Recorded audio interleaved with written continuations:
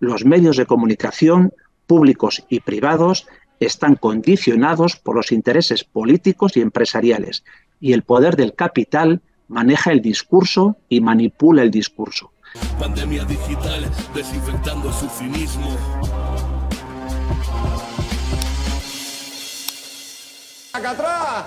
Roberto, te vemos. ¿Qué tal? ¿Cómo estás? Julián, encantado de estar otra vez con vosotros y muy agradecido por la invitación.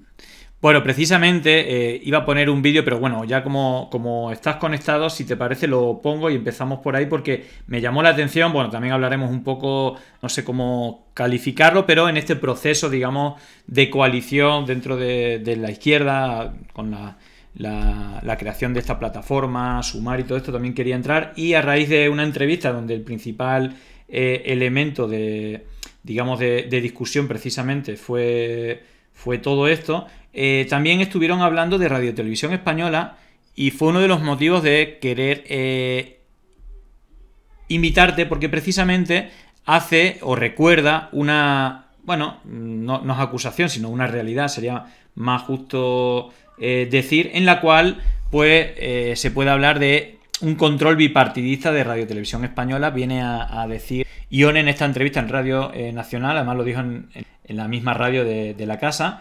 Y voy a ponerlo, ¿vale? No sé si tú ya conoces el vídeo. Pongo el vídeo y te pregunto, ¿vale? Muy bien. Está, por ejemplo, la ley de vivienda, ya se ha referido a esto, y ha hablado también, señora Belarra, de democratizar la televisión pública. ¿A qué se está refiriendo exactamente? Bueno, yo creo que ha habido, y es evidente, un acuerdo bipartidista para controlar el Consejo de Televisión Española, y eso se ve claramente en los contenidos, y yo creo que eso no responde bien a la pluralidad que se espera de la televisión pública, ¿no? Ese es un poco lo que quería plantear. Pero después ¿qué otro sistema de elección del presidente de la corporación? Porque ahora mismo es un acuerdo parlamentario. No, tiene que ver más, con cosas que ya hemos propuesto en el pasado y que, sin embargo, han quedado en esta legislatura relegados a un segundo plano. Tiene que ver con la financiación tan largamente defendida por los trabajadores y trabajadoras de la pública, ¿no?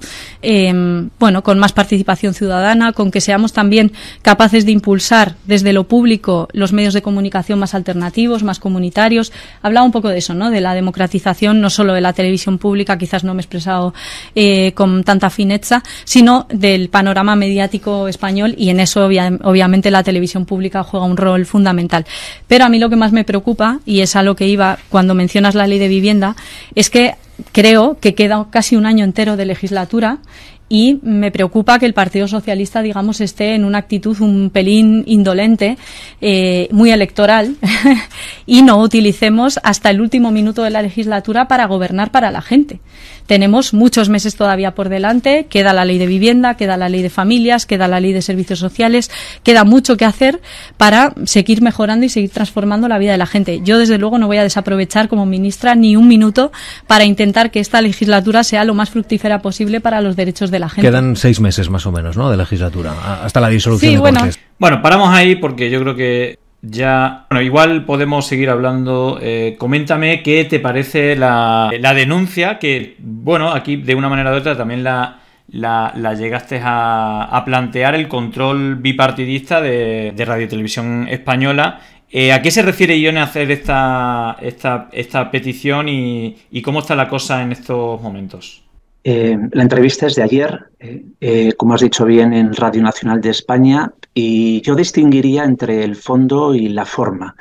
Primero voy a analizar la forma, que me parece interesante y a veces lo pasamos de soslayo. Que la secretaria general de un partido como Podemos, un partido de gobierno, haga esta denuncia de que es necesaria la democratización de Televisión Española, yo considero, evidentemente es un credo, pero yo considero que en casi cualquier país de la órbita europea, por el respeto que tienen a las radios y televisiones públicas, generaría un debate muy importante. De hecho, creo que generaría un debate importantísimo en el seno del gobierno. Y entonces llama la atención lo acostumbrados que estamos en este país a desvirtuar la posición de los medios de comunicación, a aceptar que pierden su sentido y que son capaces de hacer cualquier cosa, hasta el punto de que necesitamos democratizar RTVE, dicho por quien lo dice, y nadie reacciona. No creo que sucediera en otros países de Europa de referencia.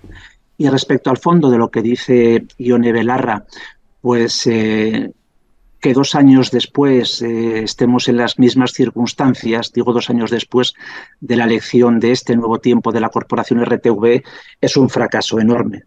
Seguimos en una posición efectivamente de bipartidización de Radio Televisión Española, que como has recordado, Julián, ya lo comentamos aquí en una anterior visita, pero es que se ha dicho mucho más allá de los ámbitos de tu programa, se ha publicado en muchos sitios, pero en un ámbito bastante formal. El propio Pablo Iglesias y Carmen Calvo, no hace 4 o 5 meses, en el Ágora de la cadena SER, reconocieron efectivamente que hubo un acuerdo político de Teodoro García Egea con Félix Bolaños para repartirse RTV. Y es un problema enorme que evidentemente no se le ha dado respuesta en esta legislatura, porque no se le ha querido dar respuesta en esta legislatura. Y si no se le ha dado respuesta en 2 años y no se ha querido dar respuesta en 2 años, es porque si Podemos lo está solicitando y el PSOE y el PP lo tienen amarrado y cerrado, pues blanco y en botella a quien beneficia el actual modelo de la Corporación Radio Televisión Española. Hay precisamente ciertas novedades, si no me equivoco, corrígeme si es así. Ayer se publicó en el BOE la fecha para el conjunto de elecciones del 28 de mayo, autonómicas y municipales, y creo que según la doctrina de la Junta Central entramos en el periodo electoral, ¿vale? Que no es la campaña electoral, pero ahí digamos que se ponen en marcha pues ciertos dispositivos, me imagino que de cobertura del espacio informativo de Radio Televisión Española. ¿Cómo afecta esto? ¿Qué es lo que se pone en marcha a partir de lo publicado en el BOE y cómo se tiene pensado hacer la cobertura? Pues también un debate de nivel, Julián, que en este país, en esta democracia que tenemos de mejorable calidad, no aparece hoy en la opinión pública. ¿Por qué? Porque, como bien apuntas, ayer el Boletín Oficial del Estado, porque la ley lo marca, establece la convocatoria de las elecciones, tanto municipales como autonómicas, y las asambleas locales de Ceuta y Melilla. Bien, preguntas de dónde anida esta o qué consecuencias tiene esto. Efectivamente, la publicación en el BOE lo que hace es abre una instrucción de la Junta Electoral Central del año 2011 que dice que ya desde hoy estamos en periodo electoral. Una vez que se publica en el BOE la fecha de unas elecciones hasta que se celebran esas elecciones, 28 de mayo, estamos en periodo electoral, que no hay que confundir, claro, con la campaña electoral de los últimos 15 días antes de las elecciones. Y dice la Junta Electoral Central en su instrucción, cuando estamos en periodo electoral, o sea, desde hoy, los medios de comunicación, tanto públicos como privados, están sometidos, y no me importa decir la palabra sometidos, al artículo 66 de la LOREG. La LOREG es la Ley Orgánica del Régimen Electoral General. Y el artículo 66 lo que hace es exigir a los medios de comunicación públicos y privados una observancia y un cumplimiento absoluto del principio del pluralismo y de la neutralidad informativa. Claro, no hay, Julián, más que hacer un repaso seguramente de los mensajes que hemos leído y escuchado hoy en los medios y veremos que no difieren en absoluto de lo que escuchamos hace 2 días. Y lo que escucharemos en las siguientes semanas no van a diferir en absoluto a lo que hemos escuchado hace unas semanas. ¿Qué quiere decir esto? Que en España la ley que regula los mecanismos por los cuales los medios de comunicación tienen que considerar la presencia de los discursos políticos es dinamitada y no es cumplida. Y no pasa nada. Y no pasa nada, y es lo sorprendente. Y diré, Julián, por la parte que me toca, como bien has dicho también, como miembro del Consejo de Administración de Radio Televisión Española, hace una semana hablamos sobre estas cuestiones y ¿dónde vas? Manzanas traigo, como si no nos diéramos por concernidos de un asunto de estas principales características al principal medio público de España. ¿Dónde vamos? A lo que escuchábamos que decía Ione Belarra. Tenemos un problema y hay que trabajar por la democratización de Televisión Española. Recuerdo que cuando vine, bueno, la verdad es que hablamos de temas parecidos las últimas veces que estuviste aquí. Estuvimos hablando de la previa, el antes y el después de la elección del ente público de Radio Televisión Española. Y digamos que previamente habíamos hablado cómo el Partido Popular había llegado a una especie de acuerdo, supuestamente, todo indica, a cambio del desbloqueo del Consejo General del Poder Judicial, cosa que luego, al cambio de liderazgo en el Partido Popular, pues le robaron la cartera y no cumplieron su parte, pero sí que nos llegaste a confirmar que la dirección de los programas matinales, no de los informativos, sino de los que tenían digamos, tertulia política, etcétera, pues estaban controlados en la dirección por incluso altos cargos o asesores de... creo que incluso comentaste Ana Botella, la propia Ayuso, etcétera, que estaban a cargo de la dirección, ¿no? Siempre nos llamó mucho la atención todo ese tiempo, los tertulianos y tertulianas que se elegían. No sé si ha habido algún cambio, porque en esta lógica que tú dices, bueno, es que esto es un pacto entre el PP y el PSOE. Estaba puesto dirigiendo el ente alguien más cercano al PP, ahora alguien más cercano al PSOE. Pero realmente ha cambiado mucho la cosa. A mí es verdad que yo no lo sigo con lupa todos los días, pero no he visto grandes cambios. Esto es una percepción un poco externa. Yo era un poco más optimista cuando había el cambio, pero ¿cuál es realmente se han notado los cambios? ¿Ha habido cambios por ejemplo, en la elección de tertulianos y todo esto? Sí, eso ha cambiado bastante, Julián. Ha cambiado tanto como decía Lampedusa, cambiar para que todo siga igual. Bueno. Han cambiado personas, han cambiado caras. Tú te quito aquí y te pongo allá, pero al final para que todo siga igual. Lo dijimos en anteriores ocasiones y yo lo vuelvo a reiterar con enorme decepción, de derrota incluso. El acuerdo es que no entren voces plurales en los debates políticos, en la información, en las tertulias de Radio Televisión Española. El acuerdo es sostenerla y no enmendarla, sostener un sistema donde el PSOE se moleste por lo que dicen los del PP y el PP se moleste por lo que dicen los del PSOE, y punto. Y nadie más habla. Y cuando nos han puesto algunas miguitas en el camino, miguitas de pan, dándonos ciertos márgenes de que todo iba a cambiar, me consta que han contactado con periodistas de esta línea que el PSOE no quiere escuchar ni que se vea en Radio Televisión Española, que es la línea de periodistas que interpretan la actualidad política y establecen una actualidad donde hay un espacio a la izquierda del PSOE. Esa es el Sancta Sanctorum de este momento. En este tiempo preelectoral, 2 procesos en este año, la obsesión es que en la radiotelevisión española no haya una posición preeminente, ni siquiera importante, de un espacio electoral que muestra que tenga sentido a la izquierda del PSOE y que tenga fortaleza a la izquierda del PSOE. Nos decían que iban a introducir a periodistas, incluso con algunos contactaron, los han tenido un par de programas, les han llamado, les han dicho que les llamarían, pero no les han llamado porque la máxima es esa, que se escuchen 2 voces y que las voces que no deben escucharse sean tanteadas, pero nunca se les permita hablar.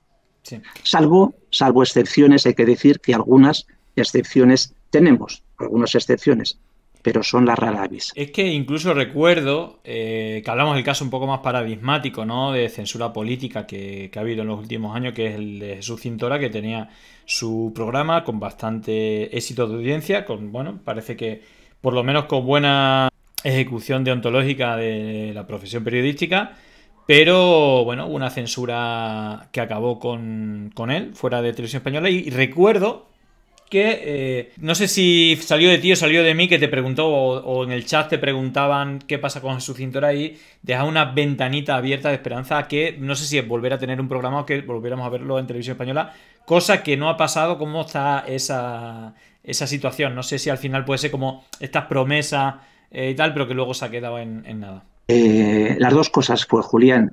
Fue una promesa que luego se ha quedado en nada, pero porque no era cualquier cosa, porque todo el mundo acepta, o casi todo el mundo acepta, que se cometió un despido político.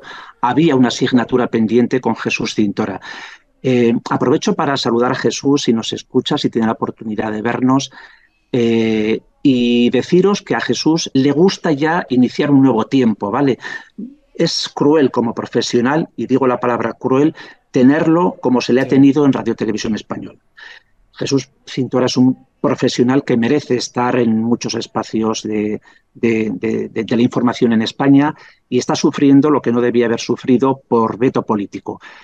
No solamente hubo promesas, Julián, sino que hubo llamadas concretas, a mí me las hicieron, hubo reuniones concretas a finales de enero del 2023, hace ahora 2 meses, donde ya se cerró prácticamente la vuelta de Jesús Cintora. Efectivamente, ha recordado que os dije en octubre por ahí que se estaba trabajando en su vuelta y efectivamente en enero se cerró prácticamente, se me comunicó, se me llamó por teléfono para decirme está cerrado, va a hacer un programa que había que definir en concreto en qué espacio y en qué tiempo, pero se reunieron con la productora que iba a hacer el programa, con el profesional y el responsable de la alta dirección de la corporación RTV, que aceptó que así fuera. Solamente me dijo una cosa. El día que me dijo que estaba cerrado y hecho lo de Jesús Cintora, me dijo que al día siguiente, para otras cuestiones, tenía que ir a Moncloa. Para otras cuestiones, en concreto para hablar del semestre de la presidencia de España en Europa, que sabéis que es en los últimos 6 meses de este año. Yo lo di por cerrado, pendiente de la vuelta de la reunión que tenía en Moncloa para hablar de otras cosas. Y al día siguiente de la reunión de Moncloa para hablar de otras cosas, se me llamó y se me dijo que no podía ser lo de Jesús Cintora, que por circunstancias que realmente no acababan de tener encaje y que no las veían claras, dijeron que sí, pero iba a ser que no. Y efectivamente ha vuelto a ser que no, y vuelvo a reivindicar la necesidad de la vuelta de Jesús Cintora, porque hoy no me bajo del burro, y lo repetiré en 1000 sitios, que es Moncloa, ese espacio que en algunas altas direcciones de RTV llaman la Casa de Dios, es en ese espacio donde se le veta a Jesús Cintora como profesional, porque muestra un espacio que entienden está a esa izquierda del PSOE, que en este país parece que no debe tener lugar. Efectivamente, además ahora voy a introducir también este elemento, Julián, porque me viene a las reflexiones de estos días, con ese nuevo espacio político que se integra o no se integra, que volverán o no volverán a juntarse, que es Sumar. Creo que incluso ese debate que ya se tenía en enero, ha sido esencial para volver a vetar políticamente a un periodista. Precisamente, ahora que hablas de Sumar, otra vez te vuelvo a decir que estoy un poco a ciegas al tratamiento que ha tenido Televisión Española. Lo que sí he podido ver es que desde el gobierno, la parte socialista, ha habido 3 o 4 guiños o elementos que han llamado bastante la atención. Uno fue en la moción de censura de Vox, donde se le quitaron minutos a portavoces del PSOE para dárselo a Yolanda Díaz, cosa que me parece bien, es decir, que se le dé protagonismo, bueno, y además, digamos, bastante sinérgico, es decir, agradeciéndose y haciéndose guiños. Creo que eso es inteligente por la parte de Yolanda. Por otra parte, vi cómo a la ley que llevaba años trabajando Ione Belarra, el propio PSOE la censuró en la rueda de prensa para presentarla, como es lo habitual. Y ya que es algo, aprovechando que estás aquí, algo que desconozco, no sé tú cómo ves el tratamiento que puede dar Radio Televisión, o si ya se ha hablado, o si tú has visto que se está tomando partido en todo esto, que por lo menos desde las cadenas privadas hemos podido ver cómo están metiendo todas las fichas a un poco, bueno, titulares como Sumar, en tierra Podemos, como intentando favorecer incluso desde medios de derecha, que normalmente se ataca a todo el espacio de izquierda, en este caso pues eligiendo a quién apoyar y intentando atacar a Podemos o dejarle en minoría ahora que hay, bueno, elecciones, pero también un proceso de coalición de cara a las generales. ¿Cuál es no sé si esto los habéis hablado, incluso hay las propias normativas que hay para darle presencia, También siempre hay polémica con los partidos nuevos. No sé también cómo se va a tratar esto, si ya se ha empezado el debate de los minutos que se le tiene que dar, si Sumar como partido nuevo se le da o se le da en función de los partidos que lo componen. Bueno, todo ese lío, todo el mundo Sumar, Espacio de la Izquierda, desde Televisión Española. ¿Cuál es tu análisis de cómo lo están tratando? Tendríamos que volver a algo que hemos hablado, Julián, a la instrucción 2011 de la Junta Electoral Central. Hay otra, la 2015, que regula qué pasa con los partidos políticos que no han estado en anteriores comicios electorales. Claro, hay un debate sobre dónde está Sumar.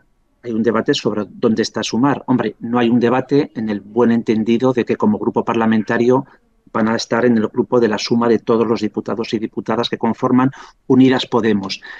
Pero es cierto, y es un espacio muy delicado, es cierto que va a haber una colisión de mensajes que se van a contradecir, que van a estar en oposición, al menos así lo estamos viendo durante estos días, ha aflorado esa realidad, donde ya no se puede hablar de un solo mensaje en una fuerza política.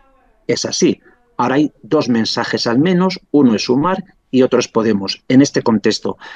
Claro, en los medios públicos y privados, por lo que hemos dicho, al entrar en acción la LOREG, el artículo 66, digamos que Sumar está ocupando con un mensaje contradictorio respecto a lo que es Podemos, en estos días, está ocupando un espacio que le pertenece a Unidas Podemos. Claro, ¿cómo se reparte ese espacio? ¿Debe repartirse ese espacio? No lo sé. Lo que sí estoy convencido es que habría que modularlo y habría que reflexionar al respecto.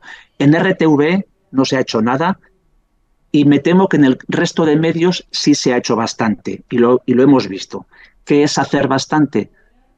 Legítimamente, pero es una realidad que hay que decirla, se ha tomado partido en favor de la posición de Sumar frente a la posición de Podemos. Y no digo por tiempo de cronómetro, sino por análisis del discurso, por el análisis del mensaje. Siguen hablando de una manera muy propositiva en la opción de Sumar y menos propositiva en la parte de Podemos. Y esto, insisto, en periodo electoral, que es donde nos encontramos, está vulnerando la ley, el artículo 66. Pero como decía al principio, Julián, en este país hay cosas que salen gratis que no deberían ser tan gratuitas, pero es donde estamos. Bueno, si te parece, para cerrar, ha habido una novedad en el ámbito mediático, que es la irrupción de Canal Red como alternativa, ¿no? No sé si hablamos de televisiones, evidentemente no es una televisión que emita en TDT, pero trata de hacer la alternativa a la oferta que hay en televisión. Aquí es que no podemos ser más críticos y creo que nos quedamos cortos con las televisiones privadas y en ocasiones con la televisión pública. No sé qué te parece la propia irrupción de Canal Red, incluso ¿cómo ves que va a evolucionar la relación de las televisiones tradicionales que conocemos con las alternativas de televisiones digitales? Tocamos un concepto fundamental que es el concepto del pluralismo. No vamos a dar una clase teórica sobre lo que es el pluralismo, pero a la pregunta directa, Julián, claro, toda la irrupción de medios comunitarios con mayor o menor intensidad y potencia, el tuyo, Canal Red, mucha prensa digital, claro, mejora el pluralismo de la sociedad y no hay más que hacer un análisis de redes para ver cómo genera comunidades, cómo esa posición del pluralismo puesta en términos de opinión pública tiene un nicho y tiene un nido. Pero no se puede combatir David frente a Goliat en términos mediáticos. Es así. Por eso al poder no le incomoda mucho el poder comunitario de los medios distintos, no diré alternativos, porque no me gusta esa palabra. Son, en términos de pluralismo, son no más que respetables, son fundamentales para sostener principios de la democracia. Pero no pueden hacer pupa, no pueden herir al gran elefante en la cacharrería que son los grandes medios públicos y privados. Me parece fenomenal que se mejore ese pluralismo. Fíjate si es necesario, Julián, y aprovecho también para decirte cosas del debate interno que me parece que resultará interesante a la gente que os sigue y que agradezco tanto que sean parte de este nicho personas inquietas y que necesitan un discurso diferente al de los grandes medios, que el día 30 pasado, el jueves de la semana pasada, tuvimos el debate sobre el pluralismo en el Consejo de Administración de Radio Televisión Española. ¿Qué ha pasado? Que la CNMC, la Comisión Nacional del Mercado de la Competencia, el órgano regulador en España, el que vigila el cumplimiento de la misión del servicio público en RTV, nos está preguntando desde hace años y años, oigan ustedes, ¿ustedes cumplen de verdad el principio del pluralismo? Y no se puede acreditar que la Corporación Radio Televisión Española cumpla el principio del pluralismo. Por eso hace falta democratizarla, como decía Ione Belarra, y vuelvo a reiterar. De tal manera que en el debate, desde la propia dirección de la Corporación RTV, se reconoció que realmente para poder comprometer que se cumple el pluralismo, que insisto, se mejora y enriquece con la presencia de vuestros medios, que para que ese pluralismo fuera una realidad en RTV haría falta un departamento, un área de 50, 60 personas que no la tenemos. Entonces, nosotros no podemos garantizar el pluralismo.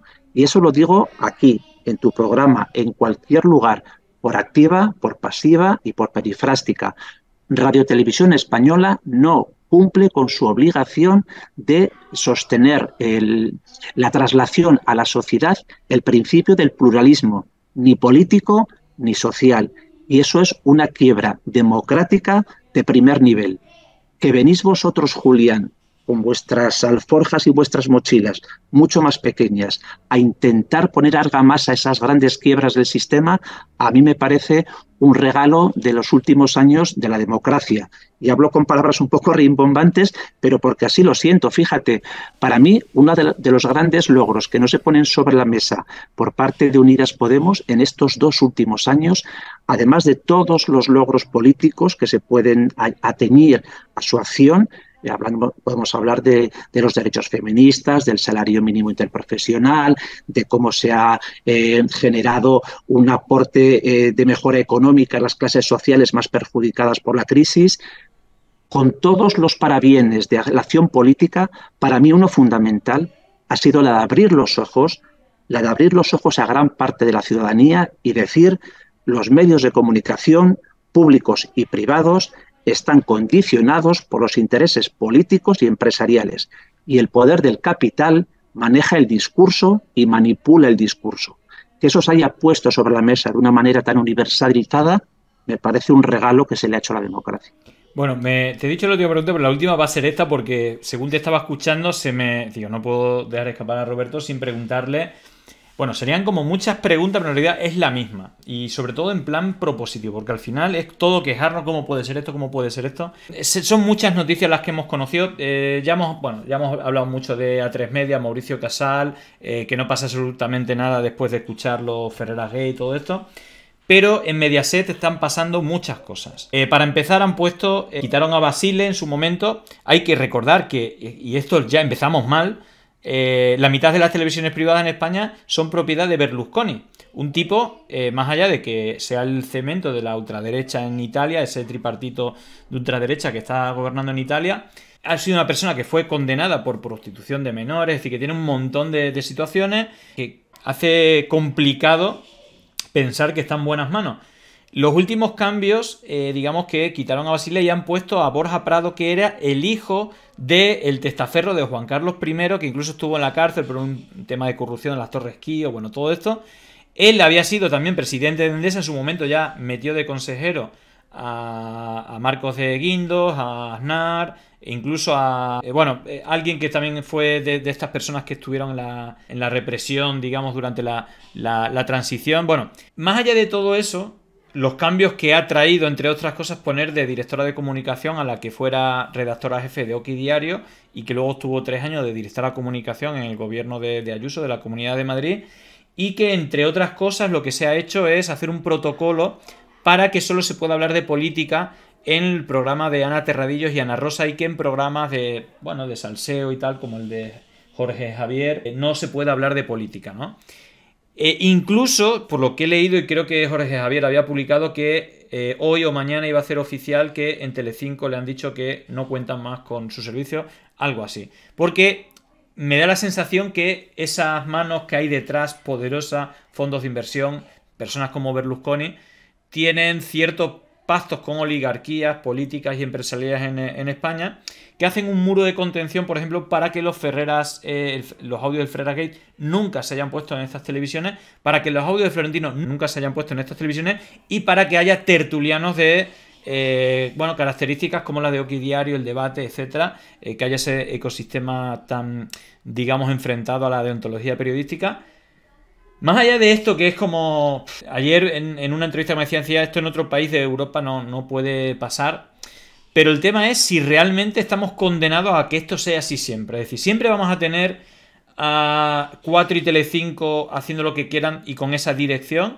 Y en A3 Media vamos a tener, después de haber escuchado los audios de Mauricio Casal y de Ferrer y Inda atacando la democracia, pero de manera pornográfica, explícita, y que no pase nada, o Ana Terradillo la asciendan de programa después de hablar con Villarejo de cuánto ha cobrado. Es decir, es todo tan antidemocrático por ser súper suave y mordiéndonos mucho la lengua. Tenemos que resignarnos a que esto sea siempre así, porque está claro que la conclusión que hacía la persona que me entrevistaba dice, no sé, lo que está claro que en otros países de Europa, por vergüenza ajena, esta gente cuando saldría esta información seguirían corriendo. Aquí se ha permitido de todo, pero como usuario no nos queda otra cosa que la resignación. ¿Cuál es la escapatoria a este enemigo de la democracia que tenemos en las pantallas? Nada más entrar en nuestra casa, encendemos la tele, a la hora que sea, pongamos la cadena que sea. ¿Tenemos que resignarnos a ello de por vida o cómo tenemos que actuar como ciudadanos ante esto? Claro, has dicho, Julián, si ves el programa otra vez, has dicho... tenemos que ser tan suaves que hay que aceptar que todo sea tan antidemocrático. Claro, fíjate qué sensación de aceptación, que estoy de acuerdo contigo, por cómo hemos empezado la entrevista. Sí. Es increíble, es una quiebra del sistema democrático y por eso se ha puesto encima de la mesa de una manera tan intensa. Acuérdate, y te gustó la reflexión cuando planteamos en la última entrevista el Consejo Estatal de Medios. Sí. Somos el único país de Europa, de los 27 países, hay 26 que con un nombre u otro tienen un Consejo Estatal de Medios. ¿Qué es eso? Es un consejo estatal que agrupa al conjunto, que representa al conjunto de medios de comunicación, que tiene una especie de normativa interna bastante dura, nada laxa, y si te vas de la mano y manipulas, te meten una sanción. Y ha habido en Europa escenarios que a partir de ahí, ojalá ocurriera en España, y te lo dice un periodista, ojalá se retirara la licencia de emisión a algunos de los canales de televisión generalistas en España. Hay que hacerlo. Efectivamente, hace falta voluntad política. No se ha tenido voluntad política porque no ha habido ningún agente político con la fuerza suficiente para poder doblar ese pulso al sistema. Hacen falta agentes políticos con fuerza suficiente, que tengan capacidad de los ejecutivos para doblarle al sistema el pulso y ganarle esta batalla tan esencial. Ahí ganaremos, ahí ganaremos. ¿No? Y te insisto, es que en Europa se retiran licencias y se sancionan por cientos de miles de euros, hasta por millones de euros en multas sumadas a determinados canales. Pero al poder le es rentable. Eso también hay que decirlo. Al poder le es rentable y prefiere pagar millones en multas que no ceder líneas editoriales. Vamos a atrevernos, Julián, a retirar licencias de emisión, que la ley lo permite. O sea, las licencias de emisión, hay que saberlo, son concesiones administrativas, son concesiones del Consejo de Ministros. A ver si un Consejo de Ministros se atreve a decir, a ti no te la voy a renovar. Y en esta línea, Julián, y trayendo un poco la parte teórica a la práctica, este año empezamos en agosto y en septiembre con el presidente del gobierno entrando a este debate, denunciando el riesgo de manipulación de los mensajes desde los medios que estaban controlados por el poder económico, pero le duró mes y medio esa denuncia. Alguien seguramente le dijo: Pedro, vamos a dejar este camino que no es cómodo para nadie, vamos a no hacernos daño. Y hay para mí ahí tendrá alguna posibilidad, Julián, cuando de verdad seamos coercitivos y castiguemos lo que para mí es un delito gravísimo en términos de manipular conscientemente con un interés determinado a quien recibe el mensaje de los medios de comunicación. Eso es de una abyección profesional que es intolerable. Y has mencionado algunos profesionales, o sea, y hay que darles nombres. Y me parece muy bien que mencionemos siempre permanentemente lo que ha hecho Antonio García Ferreras en La Sexta, lo que ha hecho Eduardo Inda en OK Diario, lo que está haciendo Ana Rosa Quintana en Telecinco. Hay un grupo de periodistas, docenas y docenas de periodistas que viven muy bien a costa de criticar a determinadas partes del sistema de gobierno en España.